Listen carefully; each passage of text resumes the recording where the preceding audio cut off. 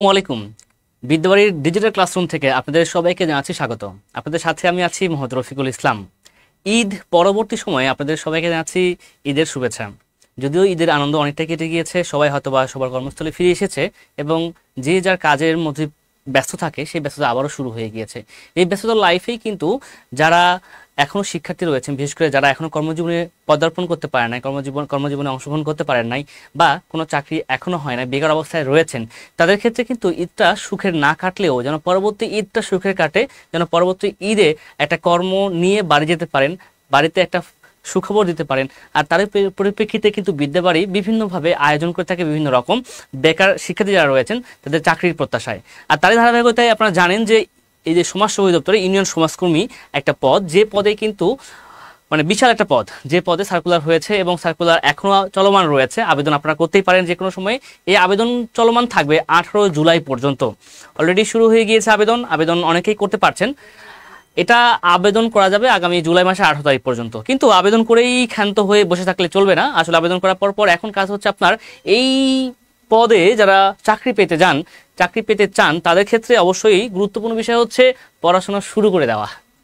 আর এই জন্যই আপনাদের মাঝে আজকের এই বিশেষ লাইভ এবং গুরুত্বপূর্ণ একটা লাইভ, যে লাইভের মাধ্যমে আমি আপনাদেরকে আজকে দেখাবো যে আপনি কিভাবে এই সমাজসেবা অধিদপ্তরের এই চাকরিটি প্রস্তুতি কতটা ভালোভাবে এবং গুছিয়ে নিতে পারে। তার জন্যই কারণ আমাদের ক্ষেত্রে হয়ে থাকে যে আমরা যখন কোনো একটা আবেদন করে রেখে দেওয়ার পরে যখন পরীক্ষার ডেট দেয় বা অ্যাডমিট কার্ড ছাড়ে তখন থেকে পড়া শুরু করি, যে পরীক্ষার অ্যাডমিট কার্ড দিয়ে দিয়েছে, পরীক্ষা হয়তো বা অতি শীঘ্রই অনুষ্ঠিত হবে, এখন পড়া শুরু করি। কিন্তু ওইখানে আমাদের ভুলটা হয়ে থাকে। ওই ভুলটা না করে যদি আমরা এখন থেকেই সমাজসেবা অধিদপ্তরের এই ইউনিয়ন সমাজকর্মী পদের জন্য এখন থেকে যদি পড়াটা শুরু করে দেই, তাহলে অবশ্যই এই চাকরি পরীক্ষা আপনি টিকবেন। সো আজকে কথা বলবো আমরা সমাজসেবা অধিদপ্তরের ইউনিয়ন সমাজকর্মী পদটি নিয়ে। কিভাবে পড়াশোনা করলে আপনি এই পদে সাকসেস হতে পারবেন, এই পদের পরীক্ষায় আপনি উত্তীর্ণ হতে পারবেন, সেই টিপসটাই আপনাদের মাঝে শেয়ার করব। অনেকেই কমেন্ট করে দিয়েছেন, স্যার থ্যাংক ইউ। ওয়ালাইকুম আসসালাম, অনেকের সালাম দিয়েছেন, কমেন্ট বক্স সালাম জানিয়েছেন, তো সবার সালাম একযোগে নিয়ে নিলাম। আশা করি সবাই ভালো আছেন। আপনারা কমেন্ট করে জানাবেন কে কোথা থেকে যুক্ত হচ্ছেন। এবং এর সঙ্গে সঙ্গে আরও একটা কথা আপনাদের বলতে চাই, আপনাদের যে সকল বন্ধু বান্ধব আত্মীয় স্বজন, বড় আপু ছোট আপু, বড় বোন, বড় ভাই ছোট ভাই, যেরাই আবেদন করে থাকেন না কেন এখানে, আপনারা সবাইকে মেনশন করে দিন অথবা লাইভটি শেয়ার করে দিন। আজকে এই বিশেষ লাইভ থেকে আপনাদের কিভাবে পড়াশোনা করলে বা কিভাবে কি পড়লে আপনাদের এই চাকরির পরীক্ষাটা আপনার জন্য সহজ হবে, সেই কৌশলটাই আজকে আমি আপনাদের বলবো। তো চলুন, প্রথমেই একটা বিষয় জানতে হয়, সেটা হচ্ছে যে স্যার এই ইউনিয়ন সমাজকর্মী কত গ্রেডের চাকরি। তো বলে রাখি, যারা জানেন অলরেডি সবাই জানেন মোটামুটি, এটা হচ্ছে চাকরিতে 16তম গ্রেড, চাকরির 16তম গ্রেড। ওকে, এই 16তম গ্রেডের জন্য দেখবেন যে বিভিন্ন ধরনের পরীক্ষা হয়ে থাকে, বিভিন্ন জায়গায়, বিভিন্ন অধিদপ্তর, বিভিন্ন মন্ত্রণালয় রয়েছে 16তম গ্রেডের। আর 16তম গ্রেডের যে সিলেবাসটা রয়েছে, ওই সিলেবাসটা ফলো করলে মোটামুটিভাবে এই যে সমাজসেবা অধিদপ্তরে আপনার প্রস্তুতি এটা হয়ে যাবে। আপনি যদি 16 গ্রেডের যে কোনো চাকরির প্রস্তুতি নেন তাহলে এটা হয়ে যাবে আপনার। প্রথম কথা হচ্ছে এটা।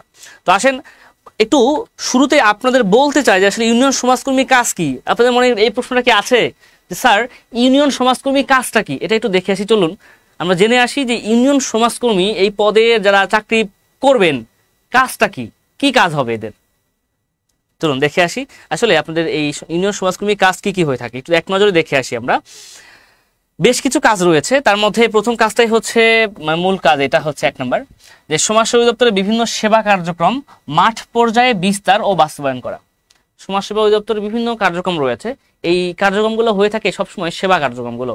আর এই সেবা কার্যক্রম মাঠ পর্যায়ে বলতে মনে করেন যে গ্রামে গ্রামে, বা ধরতে গেলে বলতে পারেন যে বাড়ি বাড়ি গিয়ে, এরকম ব্যাপারটা। কিন্তু বাড়ি বাড়ি হচ্ছে যেতে হয় না, তবুও ধরলাম মাঠ পর্যায়ের কাজটা, তো আপনাকে বাড়ি বাড়ি যেতে হতেও পারে সেই অংশটুকুতে।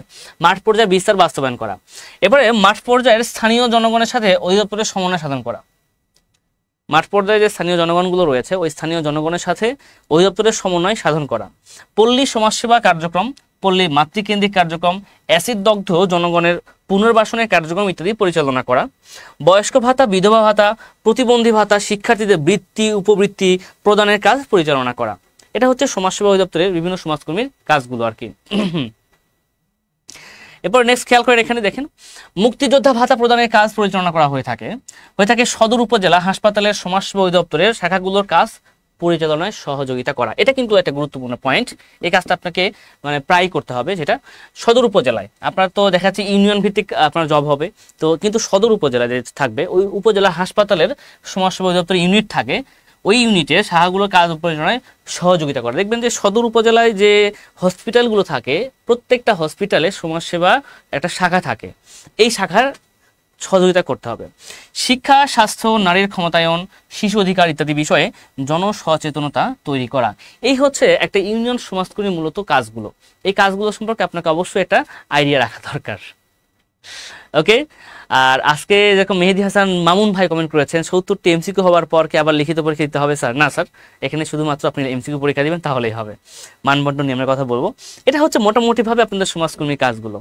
আর নেক্সট আমরা যদি একটু খেয়াল করি যে আসলে আমাদের মূল আলোচনার বিষয় হচ্ছে আজকে এইটা, যে সিলেবাস এবং মানবন্টনটা আলোচনা করা, যে ইউনিয়ন সমাজকর্মী যে পদে আপনি পরীক্ষা দিবেন তার জন্য এখানে আপনার সিলেবাসটা কি এবং মানবন্টনটা কেমন হবে। আমি যদি মানবন্টন নিয়ে একটু কথা বলি যে মানবন্টনটা কেমন হয়ে থাকে, এই মানবন্টনের কথা যদি আসে, মানে আপনার এখানে মানবন্টনটা আমি যদি একটু লিখে রাখি, সাবজেক্ট হচ্ছে 4টা, একটা হচ্ছে বাংলা, আরেকটা হচ্ছে ইংরেজি। বাংলা, ইংরেজি, এখানে রয়েছে গণিত এবং সাধারণ জ্ঞান। এই হচ্ছে আপনার 4টা সাবজেক্ট। এই 4টা সাবজেক্টে বাংলা থেকে 20 নম্বর, ইংরেজি থেকে 20 নম্বর, গণিত থেকে 15 নম্বর, সাধারণ জ্ঞান থেকে 15 নম্বর। এখানে 20-20-40 আর ওখানে 15-15, এই 70 নম্বরের প্রশ্নগুলো হয়ে থাকে। ওকে, তার মানে টোটাল কোশ্চিন হবে 70 নম্বরের। 70 নম্বরের প্রশ্নের মধ্যে আপনাকে উত্তীর্ণ হতে হবে। আসলে তোমাকে একটা কথা বলে রাখি, এখানে আপনি একটা মানে হয়তো বা বলতে পারেন স্যার আগে ভয় দেখাচ্ছেন, ভয়ের ঠিক নাই, এখানে আপনি 60 পেলেও উত্তীর্ণ হওয়ার পসিবিলিটি খুব কম থাকবে। হ্যাঁ, কারণ এখানে এবার এত পরিমাণ কন্টেস্ট হবে যে আপনি এখানে 60 পাওয়ার পরে উত্তীর্ণ হওয়াটা আপনার জন্য সো টাফ হয়ে দাঁড়াবে। সো এই জন্য অল টাইম আজকের এই সমাজসেবা অধিদপ্তর এবার যে পরীক্ষাটা হবে, যদিও এটা কোশ্চেনের উপর ডিপেন্ড করে, কোশ্চেনটা কেমন হচ্ছে তার উপর ডিপেন্ড করে, তো এখানে 60+ লাগবে আপনাকে। টার্গেটটা রাখবেন চাকরিটা কনফার্ম করার জন্য, আপনাকে এইখানেই 65 মানে ধরে রাখতে হবে, এই অংশটুকু আপনাকে রাখবেন সমাজসেবা। তাছাড়া এখানে বিভিন্ন ধরনের কোঠা প্রয়োগ রয়েছে, তো ওই কোঠার ভিড়ে আপনি হারিয়ে যাবেন। ওকে, এই হচ্ছে ফ্যাক্ট। ওকে, তাহলে মানবন্টন হচ্ছে মূলত এইটাই, যে বাংলা থেকে 20 নম্বর, ইংরেজি থেকে 20 নম্বর, 40, গণিত থেকে 15, সাধারণ জ্ঞান থেকে 15, এই টোটাল 70 নম্বরের পরীক্ষা অনুষ্ঠিত হয়ে থাকে। এই 70 নম্বরের পরীক্ষার মধ্যে আপনাকে চাকরি নিশ্চিত করতে গেলে, মানে চাকরি পরীক্ষা উত্তীর্ণ হওয়াই কিন্তু মূল কথা নয়, মূল কথা হচ্ছে চাকরিটা আপনার হতে হবে। চাকরিটা যদি হইতে চায় তাহলে অবশ্যই আপনাকে 65+ রাখতে হবে। বলতে পারেন স্যার এটা অনেক কঠিন, এটা হার্ড মার্কস। অবশ্যই চাকরিটা তো সহজে হবে না, চাকরি নিবে কতজন, 279 সম্ভবত, এরকমই প্লাস মাইনাস কিছু একটা হবে এভারেজ। হ্যাঁ, আমি একটু ভুল বলতে পারি, 200+ নেবে, 200 সম্ভবত আমার যতটুকু মনে আছে, 79 বা সামথিং প্লাস মাইনাস কিছু একটা হবে আর কি। হ্যাঁ, হয়তো এটা ফিক্সড নয়, কিছু কম বা বেশি হতে পারে।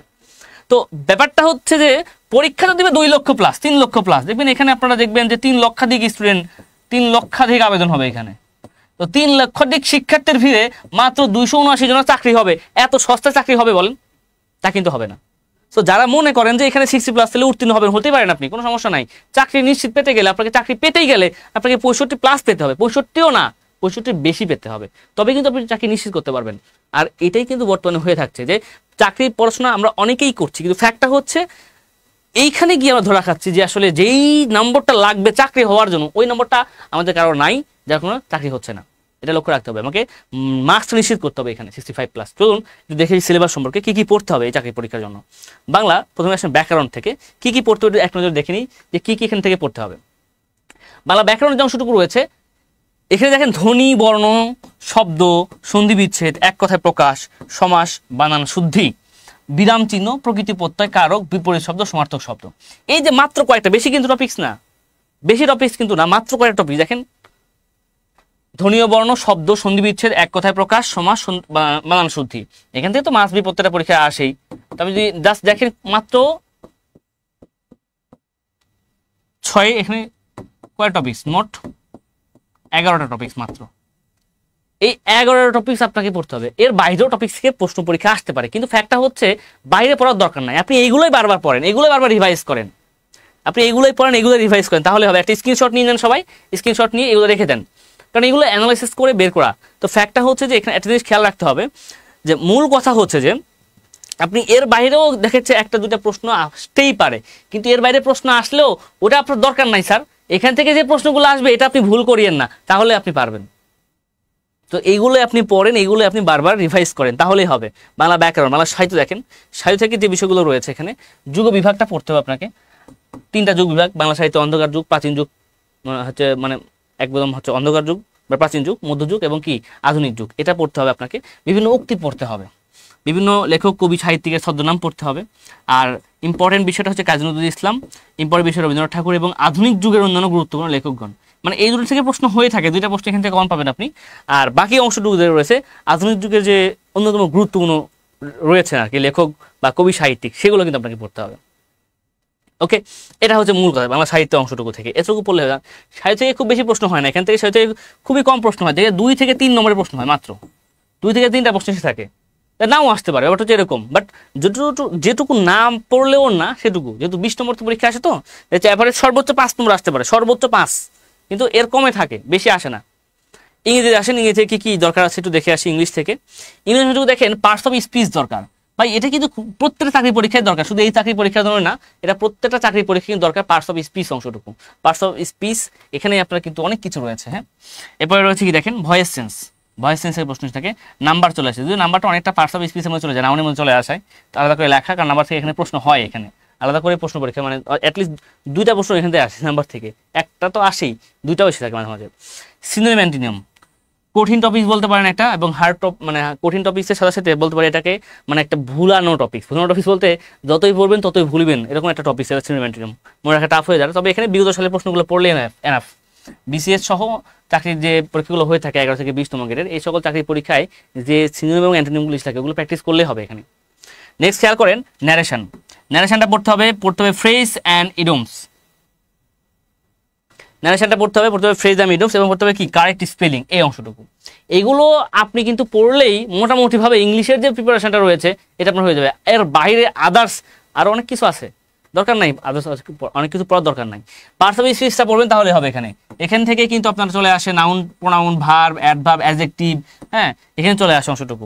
প্রিপোজিশন কিন্তু আসে, প্রিপোজিশন আসলেও কিন্তু এইখানে আমি প্রিপোজিশনটাকে লিখি নাই, না লেখার কারণটা হচ্ছে প্রিপোজিশন আপনি পড়তেন, এটা একটা গুরুত্বপূর্ণ টপিক। প্রিপোজিশন খুবই একটা গুরুত্বপূর্ণ টপিকস, এটা আপনি পড়বেন, অবশ্যই পড়বেন। তবে মূল কথা হচ্ছে প্রিপোজিশনটা জাস্ট বিগত সালে যে প্রশ্নগুলো রয়েছে বিসিএস এর 10ম থেকে 46 বিসিএস এর যে কোশ্চেনগুলো, এই কোশ্চেনগুলো অ্যানালাইসিস করবেন, এখান থেকে প্রিপারেশন করবেন, এখান থেকে ইনশাআল্লাহ কম পাবেন। ওকে, এটা হচ্ছে ইংলিশের জন্য। আর পরবর্তী অংশটুকু আসেন গণিতের।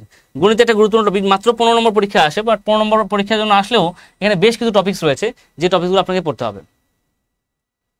ওকে, চলুন দেখে আসি কি কি টপিকগুলো আমাকে পড়তে হবে।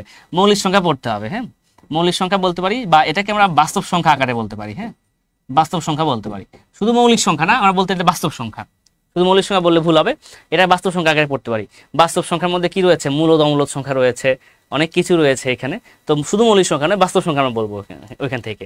এরপরে গড় আসে, অনুপাত আসে, ঐকিক নিয়ম আসে, লসাগু ও গসাগু আসে, মান নির্ণয়ের অঙ্ক রয়েছে, এটা যদিও আসে আপনার হচ্ছে বীজগণিতের ক্ষেত্রে। হ্যাঁ, মান নির্ণয় অংশটুকু রয়েছে। উৎপাদক বিশ্লেষণ, সূচক ও লগারিদম, যেটা ধারা থেকে প্রশ্ন এসে থাকে। বৃত্ত, ক্ষেত্রফল, দেখেন বৃত্ত থেকে প্রশ্ন আসে, এবং ক্ষেত্রফল ও কোণ সম্পর্কে। হ্যাঁ, মানে বিভিন্ন যে কোণের পরিমাপ রয়েছে, এই কোণের পরিমাপ এবং ক্ষেত্রফল সংক্রান্ত যে পরীক্ষাগুলো রয়েছে, যে প্রশ্নগুলো রয়েছে, এই প্রশ্নগুলো। হ্যাঁ, ওকে, এইটা হচ্ছে গণিতের অংশটুকু।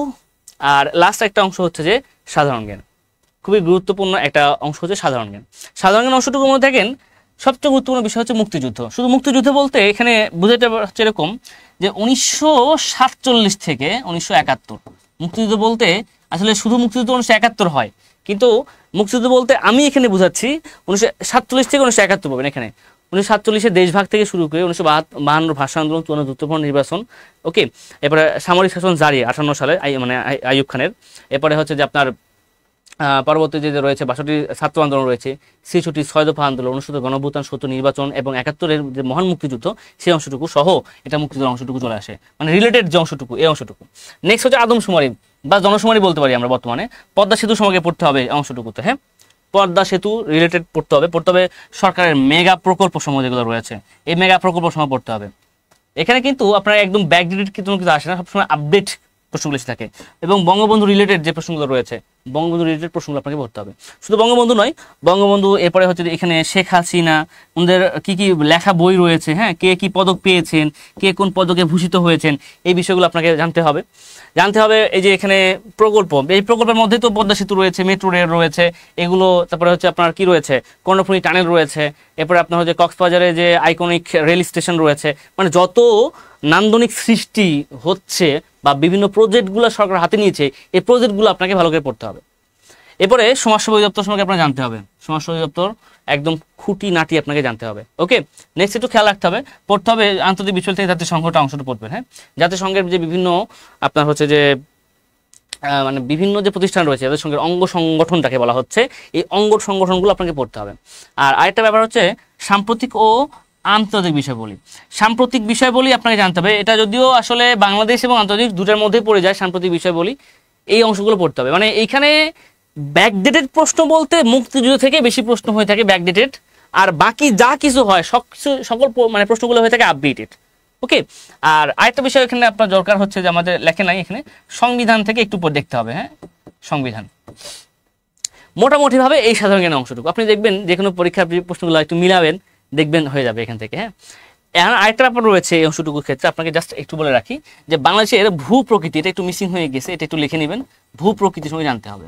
ভূ প্রকৃতি বলতে বাংলাদেশের যে এরিয়া, বাংলাদেশের যে এরিয়া রয়েছে, বাংলাদেশের উত্তরে কি রয়েছে, দক্ষিণে কি রয়েছে, বাংলাদেশের পূর্বে কি রয়েছে, পশ্চিমে কি রয়েছে, এই যে ব্যাপারগুলো রয়েছে এরিয়ার সময় জানতে হবে, ভূ প্রকৃতি। হ্যাঁ, আর বাংলাদেশের মানে দেখা যাচ্ছে কোন পাহাড় কোথায় অবস্থিত, হ্যাঁ, তারপরে কোথায় কোন বিল রয়েছে, বিল, হাওর, মানে হাওর, বিল, হ্রদ, এই ব্যাপারগুলো, হ্যাঁ, নদী ব্যাপারগুলো, মানে ভূ প্রকৃতি এক কথায় যার মধ্যে চলে যাচ্ছে, এই ভূ প্রকৃতি সম্পর্কে আপনাকে জানতে হবে।